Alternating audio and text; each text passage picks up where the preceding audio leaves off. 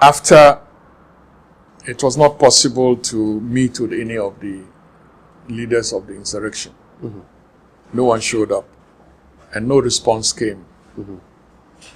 And I forgot to add that they had also sent soldiers were firing from behind the police headquarters. They couldn't fire from the front because we had armored cars there. Our armored cars were, if you look at the police headquarters, there's a valley behind it. Our armored cars were behind the wall, looking down into the valley. And I remember very well that Major Sita was in one of those armored cars. And he told us that they were coming from behind. So he started firing at them. And we had to stop him. That to tell you that some of the officers were eager to fight. When adrenaline starts pumping in your body, fear goes away. For me to run in front of these people across the lawn, and it's senseless. You never think of injury anymore. Anyway, it got to a point where the general said, General Dati Wellington said he wants to leave the place. And we asked him where. He said he would go to Nima police station. And that he would take a police car, armored car. A few police armored cars came and joined us. So as not to attract attention. Because we told him that if that's where he wants to go, we could take him in our armored cars and give him protection. He said, no. He didn't want any protection. Now, I cannot tell you at that moment whether he was in communication with the CDS. We had nothing from the CDS or about the CDS. Who should be the one who should be organizing all this, whatever we call it, defensive actions and whatever stand by we took. Not a word. And I have a strong feeling that neither did General Dati Wellington hear from him, or he would have told us. So we selected one of the police armored cars. Believe me, for the situation, any general will be nervous and will be, unstable. He didn't. It's like he was going for a walk. So I opened the back of the door for him. He turned around and said, Rida, that's the end of the army. He was only with his ADC and his bodyguard, whom we call his orderly. The orderly was the only one who had a pistol. The general was unarmed. And I'll say to people, I've heard stories about how he fought, firing. He was unarmed. Would you call that a surrender? I wouldn't call it a surrender. At that time, there was no surrender. He was just moving location. It was not a surrender. When he told you that, Rida, this is the end of the army. Yeah. Well, how did you feel? Our reaction, of course, discipline had gone. Okay. Discipline had gone. There was no control. And when we were in there, we could hear shooting all over the place. People firing in there, soldiers firing in there, making all sorts of noises. That's not a disciplined army. That's not a disciplined army. Discipline had gone, and a general would know when discipline had gone. He would know. But at that point, was there any demand or requirement for discipline, considering that your lives were in danger? On our part, we needed a lot of discipline because we could also have gone haywire and started firing. Your lives were at risk, and you felt that at that time we were not being fired at directly. Okay. So we were in control of our situation. We wanted the general to stay with us under that control situation. We could have given him protection. We could have done a lot of things. But he decided that he wanted to leave. And he felt that if he left, the threats on us would go away or would be minimized. His thinking was all about casualties. I am telling you, a cowardly general will say, hide me in your armored car if they are coming, No. He did not hide in any armored car. He stood there and said, I want to go here. That was his wish. As much as we tried to persuade him not to, he said, no, that's where he's going. I don't know why he selected Nima police station. It was a central location, yes. We didn't know the loyalty of the policemen there, who they were and what they were. He didn't tell us that he knew anybody there. He went there and was given a room. And that room faced the road. As you come in, that room faced the road. So it was the first to receive fire if anybody was firing at the place. He was not armed. So what happened to him was murder. What happened to him? Murder in the first degree. How was he killed? They started, when they got to know Kachiku, that rat, I call him a rat because he's a weasel, that's what he is. It's only a rat who will do what had happened. He was stopped, he was passing by and he was stopped. And he was told that there's a big man in there, a general in there. So he got in there and started shooting at the room. He started firing, and his ADC said the general lifted his head and a bullet hit his head and fell down. In any army, in any part of the world, when a general or any soldier is hit, the first thing you do is to give him medical assistance. This Kacheku, whatever he is, whether he's human or he's evil, he's an incarnation of evil, started firing at him while the general was lying on the ground, wounded. Can you believe it?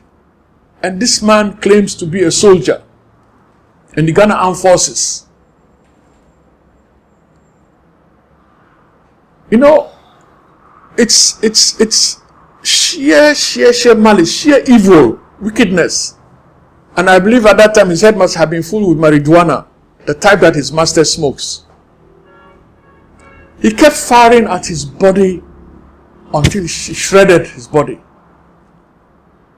You know, when you fire one bullet, let's say at your shoulder, it will break your shoulder, but your shoulder will not fall off. Fire another one, your shoulder will tear off. And fire those number of shots at his body.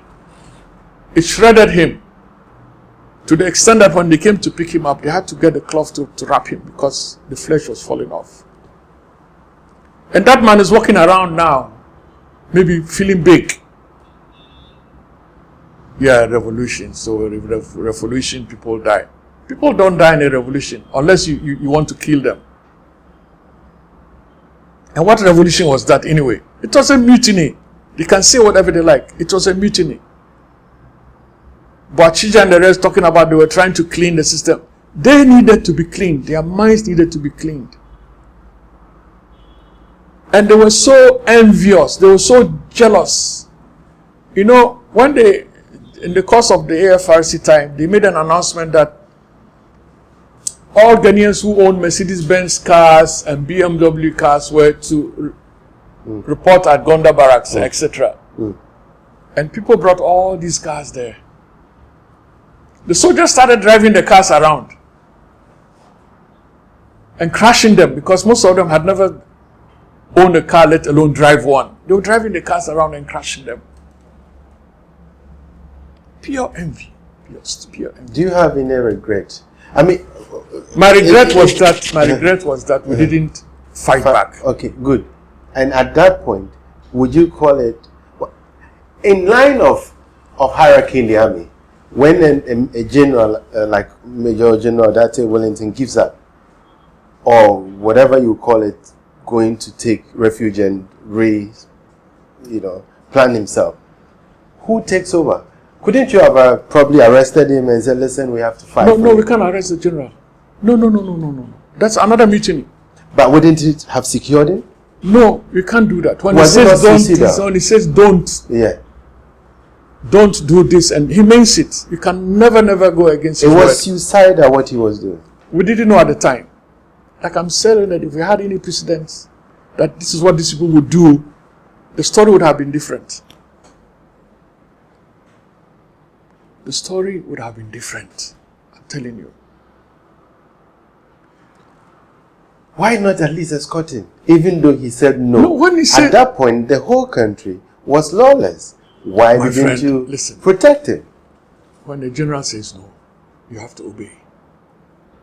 Because he didn't give us a reason. At that point, did you think an order or any form of discipline was needed? That is. It was absolutely, in every situation, there should be discipline and there should be order.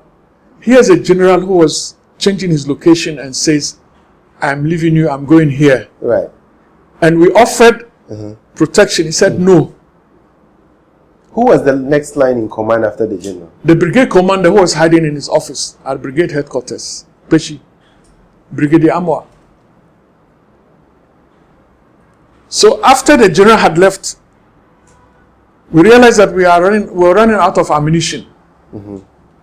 So our CEO said, let's go to brigade headquarters and get the signature of the brigade commander to allow us to draw ammunition from BAD. BAD is the ammunition depot at opposite 1BN. You won't believe it. When we got there,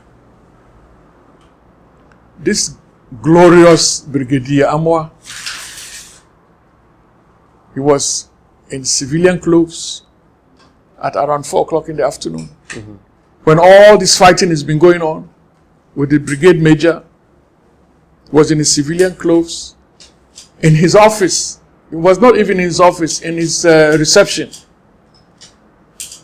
So when we got there, Major Suleiman had already prepared the request. He says, I want you to sign it. We want to go for ammunition. He said, no, he can't sign it. Why? Because they have arrested some of our officers from other units. Therefore, if we fight, they'll kill them. Can you believe it? Even if you go to war and some of your officers are captured, you won't fight anymore. And this is the brigade commander who should have been the one controlling action in those at that time. He should have been the one who was controlling action. He was the one who was quivering in his chair, refusing to sign the paper. Major Sulmana pulled his weapon and cocked it. And he was going to shoot him. I had to hold his hand down. I said, don't do it. As we were talking, we could see soldiers coming from the back to surround us. So he and Major Sita and Major Amania left us there. So I got the armored cars lined up and I told them all to unload the guns and step down. Then at that time, Captain Koda and Okakwe, I hear he's now a politician. Okakwe and one other officer, I can't remember his name, Smith, were there. We told them, go and tell Rawlings and his people that we want to surrender, but we only surrender to officers. Make sure that you send only officers. Believe me, after an hour, we saw a long convoy of trucks coming toward us. That was the surrender party. And I could hear some of our soldiers in front of our going, oh dear, free meat. We told them to shut up. Because really, if we wanted to kill them, they were just lined up. The armored cars would have opened fire and wiped out half of them. You see, a general, when he gives an order, that order filters down to you. No matter what. No matter what. Unless you are in mortal danger, face to face, and the general is not there. But this time the general is gone. The general is gone, but we didn't have enough ammunition. So if we fired a few rounds, why didn't you arrest Commander Amo? How? Arrest him, take him to the ammunition center to release guns for you. This was a time when you needed. No. You are not in tune with military discipline, especially in battle and in combat. You never arrest a senior officer unless an order is given from higher command. You never do. In every war, you never do. There was one battle where General Patton was commanding his army, the 3rd Army, and they got to a river. They couldn't cross. And the commander of the field engineers in that time was supposed to build a bridge to go across. And he was wasting time. So General Patton came and said, why haven't you finished? He was going, sir, sir, sir. He looked around, he saw his second command. He said, can you build a bridge? He said, yes, sir. He said, you're in command. You, take him away. That's the time when it can be done. In the heat of battle, a general can remove somebody from command. But you, a lower rank, to remove a general out of command, is suicide. It's mutiny, insurrection, complete mutiny. You will never see the ground again. They will grab you and take you wherever they will take you. The British would have shot you in the field. The British were shooting soldiers for cowardice. Was Commander Amwa a coward in your eyes? He was a big coward with a big C.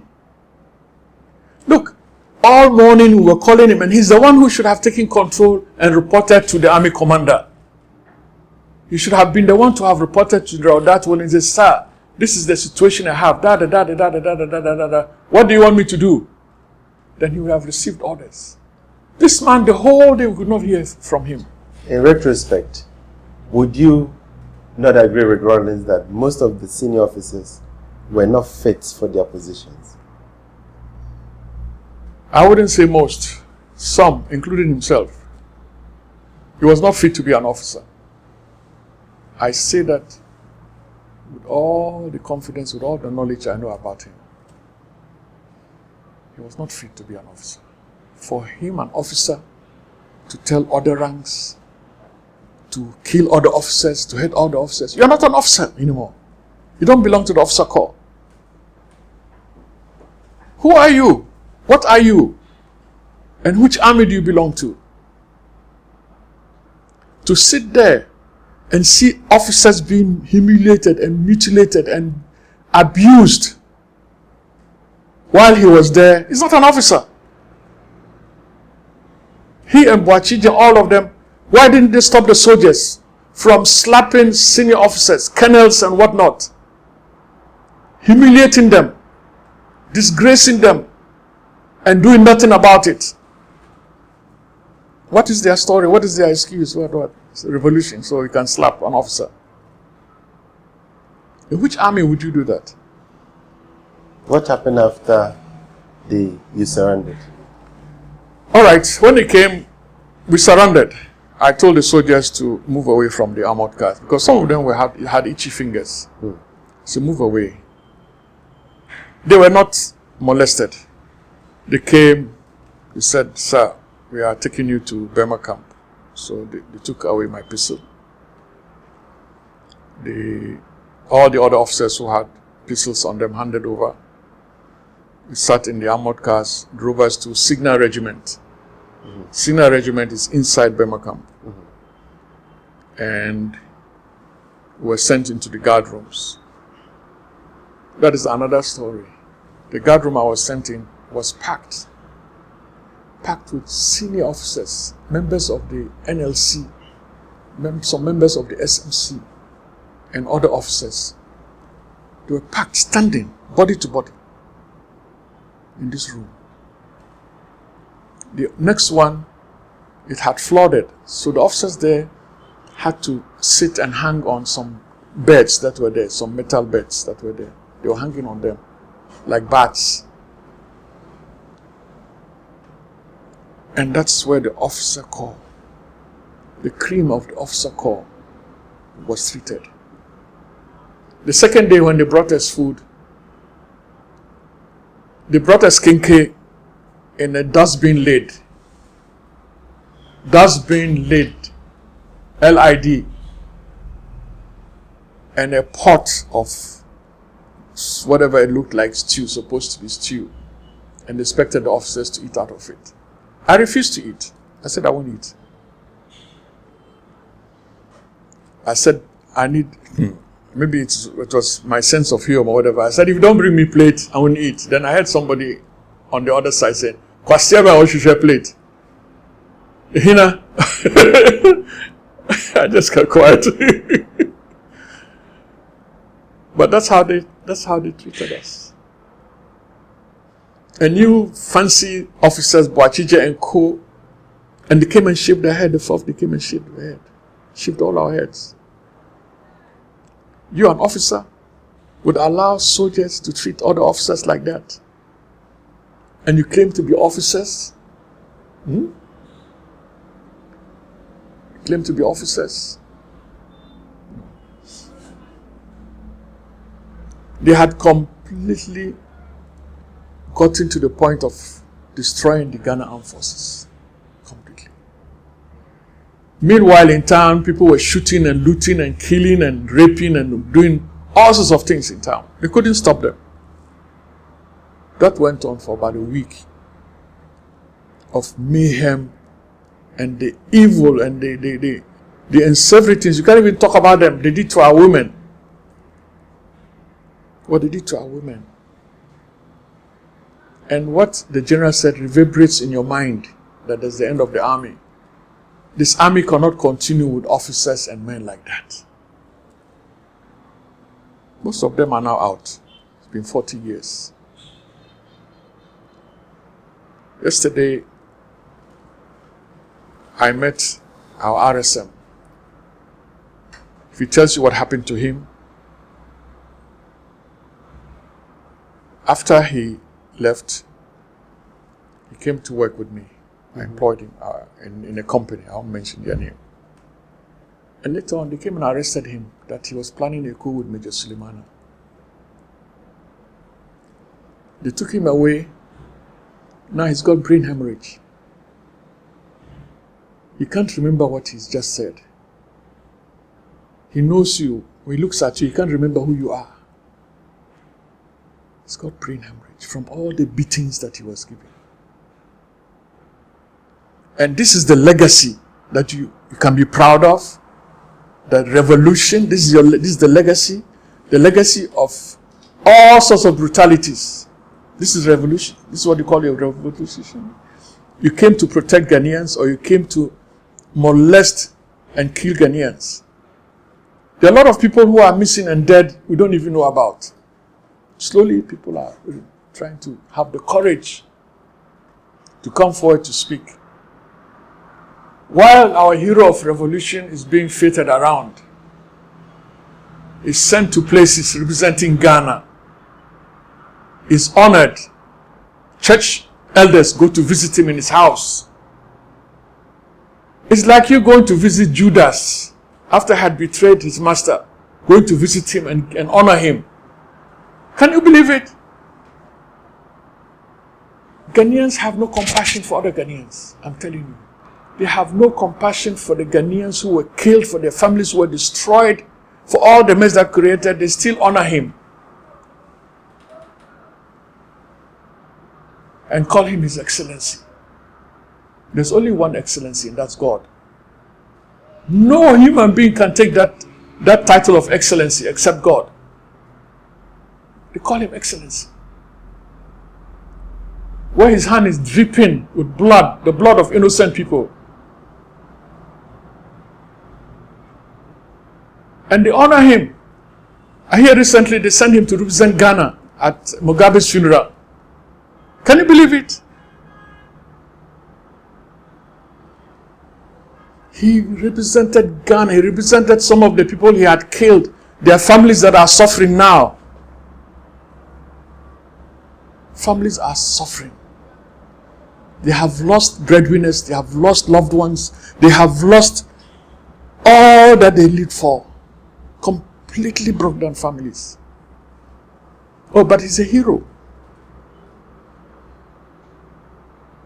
I rest my case. I cannot say anymore. Because if you saw what was even happening to officers alone, a colonel who has served for 30 years, a respectable colonel, they put him down to ask him to question him, and soldiers are slapping him from behind. Pow, pow, pow, pow, pow, pow. And those who were on the panel, Captain Koda, Captain Okakwe. Koda is now working for the government. He's in a high position in some security department. Okakwe wanted to stand for election as a member of parliament. Can you believe it? Are we so short, with such short memories, that we say that time has wiped out all the crimes and that they are what? They are forgiven, or we should forget it's happened long ago?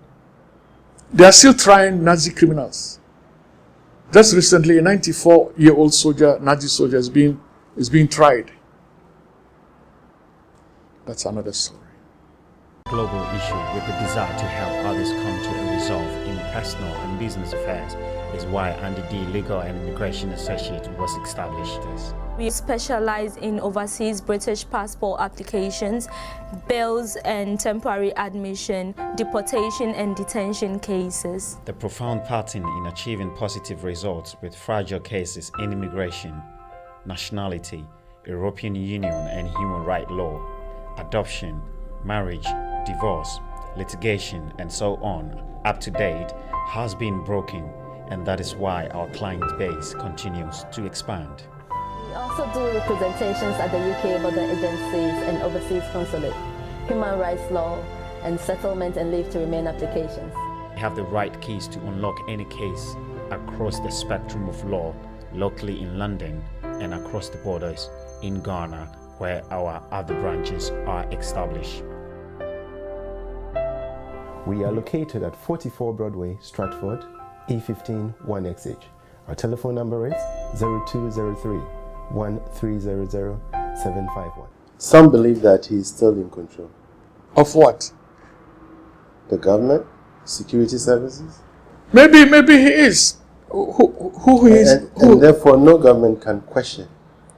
Because they are afraid. They are afraid. They are cowards. They have the right to question him. They have the right. They have the NRC report there detailing every crime that was made. Some of the crimes that were revealed are there. That alone is a document they can use to try him. As for the indemnity clause, it was written by human hands. Human hands can unwrite it. Human hands can undo it. I feel sad because he's arrogantly walking around, not even having the humility to come and say, I am sorry for what happened. Forgive me. That word has never come out of his mouth. To say that I am sorry. Would you forgive him? Would I forgive him? If he says that. As a human being, I would forgive because I need God to also forgive me. But it's how many million Ghanaians? If I were him, I would set a platform at the Black Star Square and kneel down and say, Ghana, I'm sorry. Forgive me. I take all the blame. Depriving children and grandchildren from even seeing their people. A colonel and his wife were having breakfast. Colonel Info. They just went there and shot them and walked away. With such impunity, no questions answered, no answers given. They just shot them and went away and said that the wife pulled the gun. From where? She goes to the kitchen with a gun in her hand.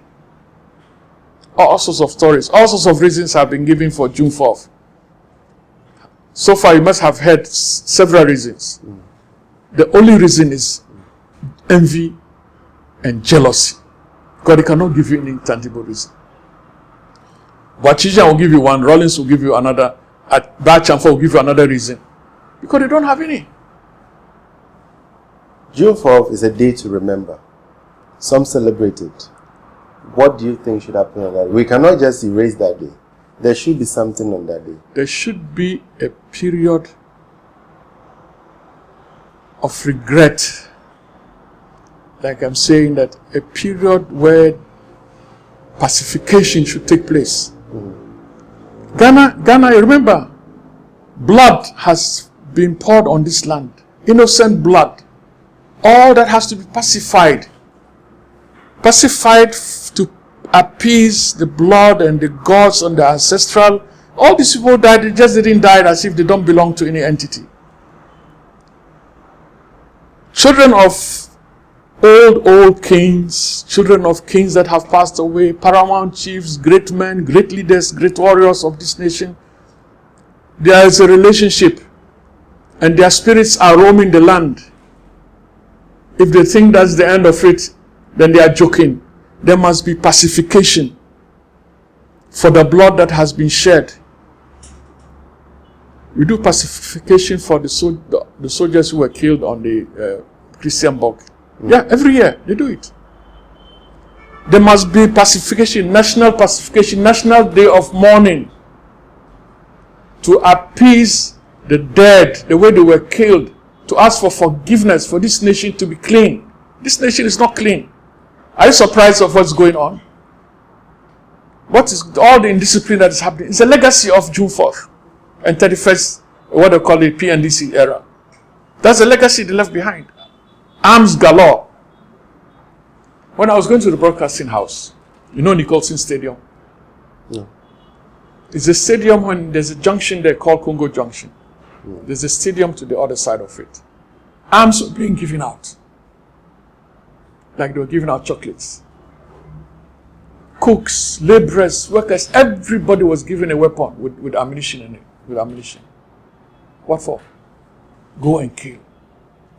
Because they wanted numbers to sort of strengthen their misdeed. And those arms remained unaccounted for because nobody signed for them. And you have a legacy after June 4th. When they handed over to Liman, there was a spate of armed robbery, car hijackings, for the whole period that Liman was in power. It was the legacy of June 4th. Were you still in Ghana after June 4th? I remained in Ghana. I didn't go anywhere. I was given the opportunity, but I refused. By whom? By some American friends who said, look, your life is in danger. Even when they handed over, Major Sulemana was arrested at the airport. They said, oh, he's wanted. So Dr. Liman had to issue an edict that all the officers who are free. They have not committed any offense. Before they released him. Some friends offered to get me a place for my family to go. And I said, no. This is my land. If I don't make it here, I'll not make it outside. So I stayed.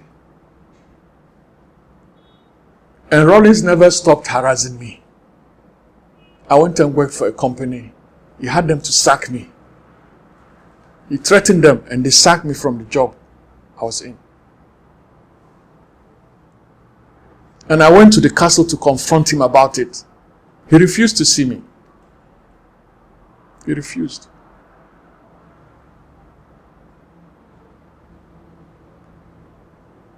You know,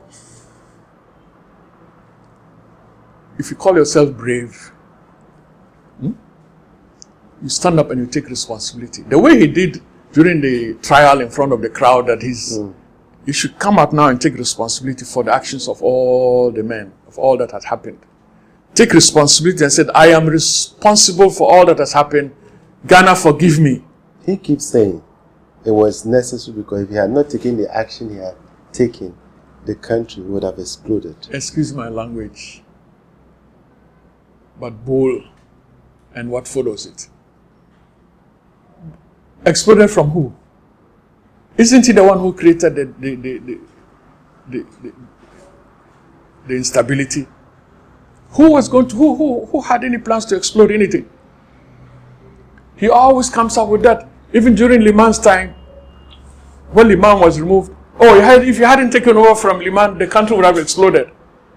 Who was Liman was there for 2 years. What happened?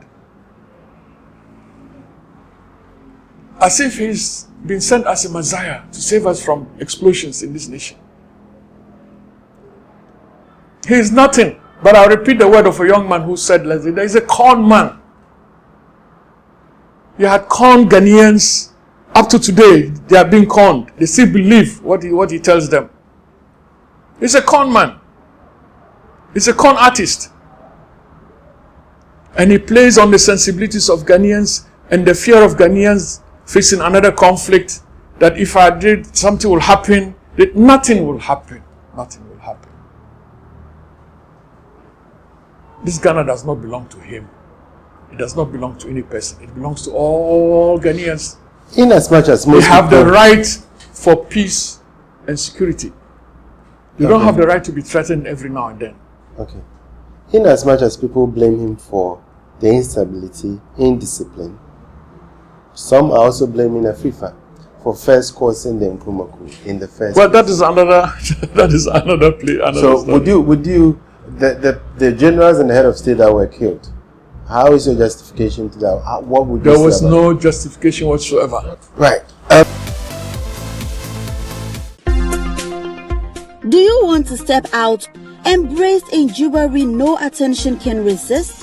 Ahima Jewelry has fine pieces of rings, pendants, chains and bracelets inspired by 9 different uplifting Idinkra symbols, made in sterling silver and 18 CT plated yellow and rose gold.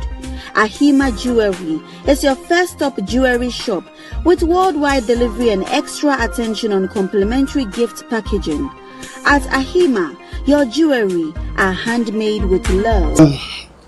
Major, just a final word and a question really. The National Reconciliation Commission report recommended you be on it. Have you been in any way been called on it? No, nothing at all. Not only myself and a few officers, including the general himself, posthumously. No, nothing has happened. We know what we did, and we did what we were supposed to do as officers. I'll say that the general did more than he could do with the materials he had in hand. If half of the army, half of the units were behind him here in Accra, the story would have been different. I would say that he was abandoned by his officers, senior officers, those in command. He was abandoned by the CDS, the commander of the armed forces, who later became part of the AFRC. So you can add Up to it. what you know. Okay. This should never have happened. But there were forces that we did not contend with. Evil forces in high places. For whatever reason, I cannot tell. When the country was preparing to hand over. Look at the aftermath when the PNDC came in. You only have to read a few pages of the NRC report to have an idea of the cruelty and the wickedness that were perpetrated on Ghanaians. Ghanaians now go to bed and they think everything is fine. I'd like to say thank you to Major Rida for his time. And remember to follow us on Facebook, YouTube, and Instagram and on Twitter. This is our show. Have a good day.